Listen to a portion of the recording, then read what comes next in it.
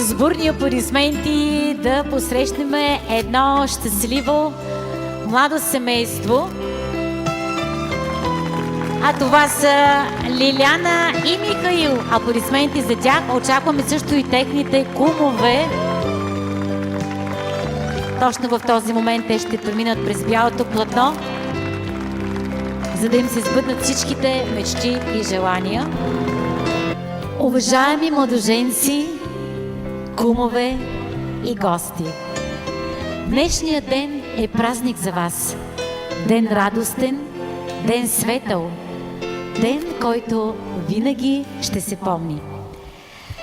Лиляна Кирилова Радкова и Михаил Димитров Димитров са заявили своето желание да сключат граждански брак. Документите са проверени и гражданският брак може да бъде законно сключен.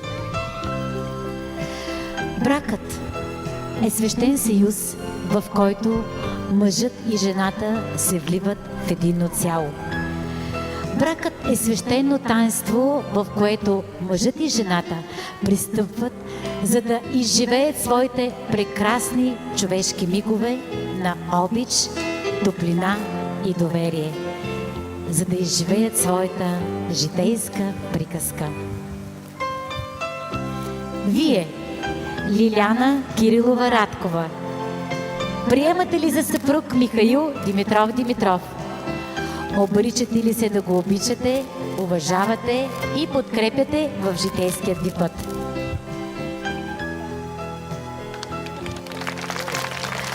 Смел отговор. Вие, Михаил Димитров Димитров, приемате ли за съпруга Лиляна Кирилова Радкова? Обричате ли се да обичате, уважавате и подкрепяте в житейският ви път? Кумовете, потвърждавате ли искреността на техните желания? Потвърждавам. Кумата? Едно хубаво, сигурно да.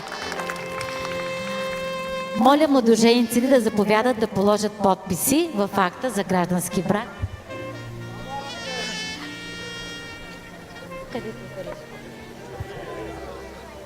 Моля младоженица.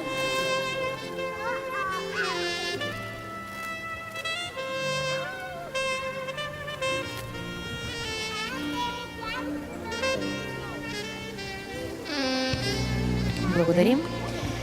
Съгласно закона и семейният кодекс и лично от мое име обявявам гражданският брак за сключен. Аплодисменти за още едно семейство в нашето общество. Уважаеми младоженци, от днес вие създавате ново семейство. Създавате свое огнище. Вградете в основите му така, както са правили старите български майстори. Чистата обич на вашите влюбени сърца.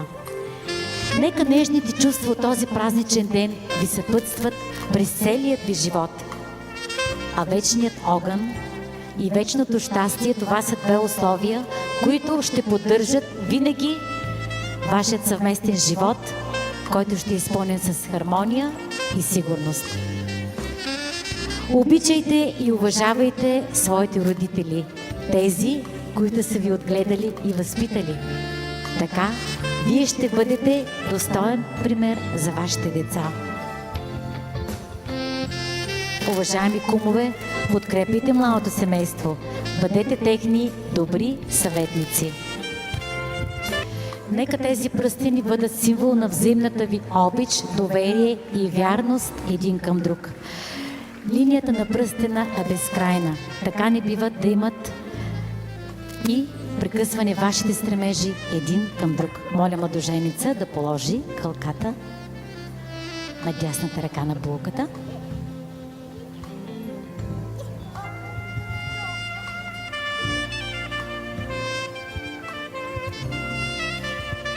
Хайде и булката да положи хълката на своят законен съпруг.